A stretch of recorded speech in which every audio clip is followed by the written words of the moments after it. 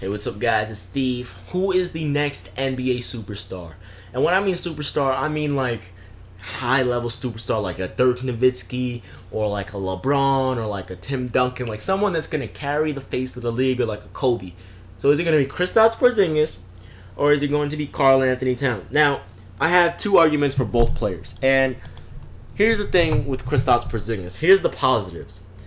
In his first year in the NBA, he played 72 games, which is really good, 14 points per game, 7 rebounds per game, and 2 blocks per game. Now, the thing that I hated the most, which is really sad because I really think Kristaps Porzingis last season could have averaged 20 and 10, is Derek Fisher.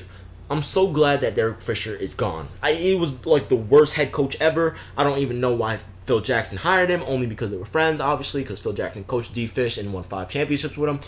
But he was a terrible head coach, and I'm glad he got fired because that man used to piss me the F off when I used to watch Knicks games. Why? Because there would be times where Porzingis just gets in the game, he's hot. He's hot, you know, he's playing good defensively, and Derek Fisher's going to bench him. Why are you benching him?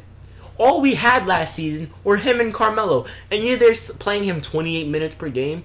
Are you kidding me? That doesn't make any sense. Porzingis only played 28 minutes per game, and he still averaged 14 and 7. So imagine if he played like 38 minutes per game. He would average easily 20 and 10. So that's why I say Porzingis could have averaged 20 and 10 last season, and it was all because of poor coaching by Derek Fisher and his coaching staff. And Derek Fisher, by the way, terrible coach. Don't ever coach again, man. That year, oh, I can go on and on. But let's move on to Karl. Well, let me talk about why Kristaps Porzingis might not be the next Dirk Nowitzki or, you know, big star player or Tim Duncan or whatever. Here's why. He's really passive at times. He's really inconsistent at times. And the thing about him is I think he's nervous when he's playing in the game, which I don't blame him. He's playing in Madison Square Garden, millions of people watching live on TV, thousands of people watching you live, you know, in the stands. And, you know, it's MSG. It's the Mecca of basketball. It's the world's most famous arena. So all eyes on you. Reference to Tupac Shakur. But, you know what I mean? So maybe he was a little bit nervous, but at the same time, it's like there would be days where he's playing extremely aggressive and he's dropping like 25 and 10 and 3 blocks, you know, put back dunks, you know, freaking spin move dunk, you know, like 2K cheesing people. And there would be times where he's scared to pass the basketball. There would be times where him and Carmelo are playing a 2-man game, pick and roll action, and Kristaps Porzingis will pass on an open shot, pass on an easy drive to the basket, just kick out the basketball. Like, there's too many times where I saw him play too passive, inconsistent, and scared to shoot the basketball. And the same thing was happening to Dirk Nowitzki in the beginning. The only difference was Dirk got a lot of hate. Porzingis gets a lot of love. But hopefully Porzingis can develop like Dirk did and realize, okay, if I play aggressive, look what I can do. So which one outweighs which in your guys' opinion? Do you think Porzingis, you know, his negatives outweigh his positives? In my opinion, he's a great shooter. He's extremely athletic. He's a great rebounder. He's a great defender. So he's a great offensive player and a great defensive player, and he can rebound the basketball and block shots like crazy. So 14, 7, and 2 while only playing 28 minutes. Imagine if he played 38 minutes. That would easily be 20 and 10 and maybe 3 or 4 blocks. Easily. You know, last season, easily, man. And he shot 33% from the free throw line. I mean, from 3. Like, are you kidding me? This dude, he has a bright future, man.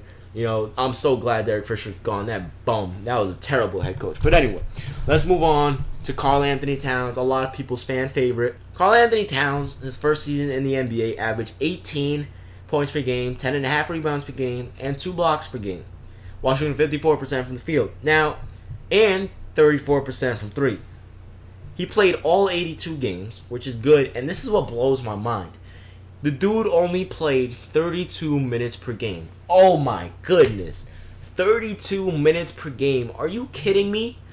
The guy played 32 minutes per game, and he's averaging 18 and 10.5 rebounds per game. Are you serious? So imagine giving him an extra 6 minutes per game to 38 minutes per game, or 40 minutes per game.